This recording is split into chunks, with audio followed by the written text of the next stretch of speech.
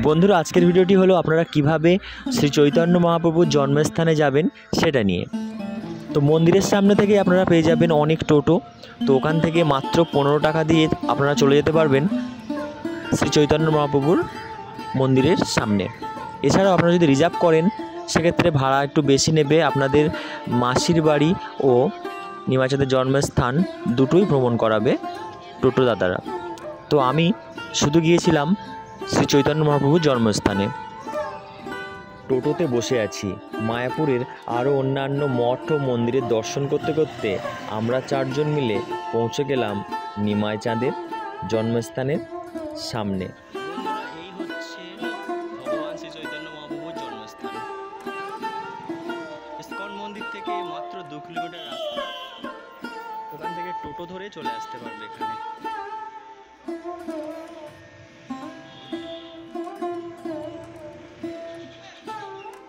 এখন সময় হচ্ছে দুপুর 2:10 আর আমরা মন্দিরে প্রবেশ করেই শুনলাম মন্দির বন্ধ আছে, খুলবে সেই 3:30-এর পর। এই হচ্ছে শ্রী চৈতন্য মহাপ্রভুর নাট মন্দির। এখানে সন্ধ্যাবেলা সন্ধ্যা আরতি করা হয়। শ্রী চৈতন্য মহাপ্রভুর নাট মন্দির দর্শন করার জন্য ভক্তরা এখন থেকেই এখানে বসে আছেন। তো একটু বলে রাখি, ইস্কন মন্দিরের সামনে থেকে এখানে আসার জন্য যে টোটো আপনারা ভাড়া করবেন একটু দাম দর করে নেবেন, কেননা ওখান থেকে অনেক বেশি ভাড়া বলে। যেমন আমার বলছিল 200 টাকা, কিন্তু আমি খুব কমে চলে এসেছি এখানে।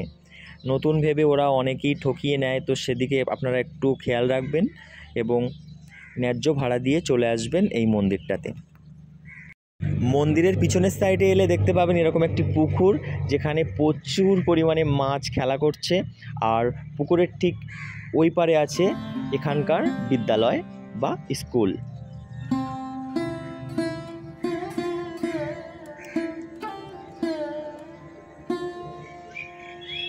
বৈষ্ণবদের সেবা হয়ে গেলে যে অবশিষ্ট থাকে তা এই মাছগুলোকেই খেতে দেওয়া হয়। তো বন্ধুরা, এখন দাঁড়িয়ে আছি শ্রী মহাপ্রভু শ্রী চৈতন্যদেবের একেবারে জন্মভিটার সামনে। আর এই হচ্ছে সেই নিম গাছ যেখানে প্রভু জন্মগ্রহণ করেছিলেন।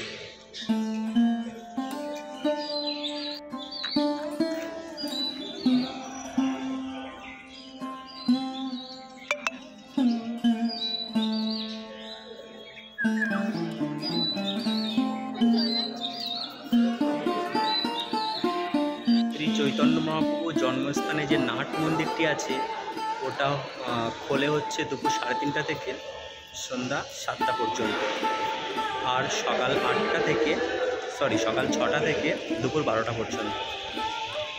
তো এখন দাঁড়িয়ে আছি আমি সেখানেই, আর আমার সামনেই আছে নাট মন্দির।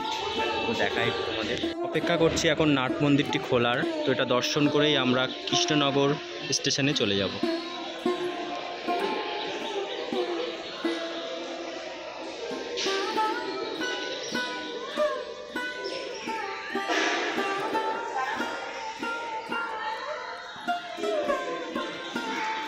আমরা এখন মহাপ্রভুর জন্মস্থান থেকে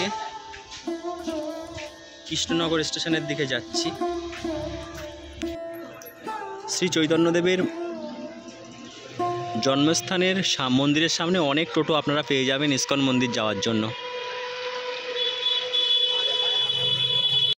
মন্দিরের সামনে থেকেই আপনারা কৃষ্ণনগর সদর যাওয়ার জন্য বাস পেয়ে যাবেন, আর ভাড়া নেবে মাত্র 25 টাকা।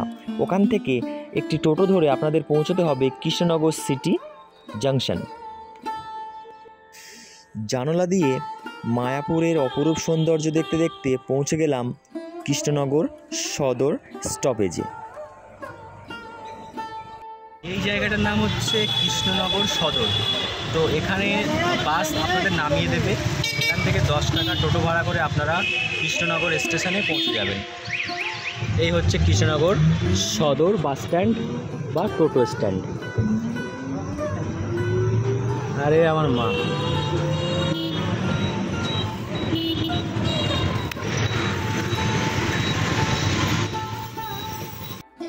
টোটো আপনাকে যেখানে নামিয়ে দেবে সেখান থেকে যদি আপনারা স্টেশনে ওঠেন, ওখানে কিন্তু টিকিট পাওয়া যায় না। টিকিট পেতে গেলে অনেকটা হাঁটতে হয়। এই যে এই সাইডে যে কাউন্টারটি আছে, কোনো কারণে বন্ধ হয়ে গেছে কাউন্টারটি, জানি না কবে খুলবে। তো আমরা এখান থেকে টিকিট পাইনি, টিকিট পেয়েছিলাম আর একটু যেতে হয়েছে আমাদের 2 মিনিট পায়ে হেঁটে।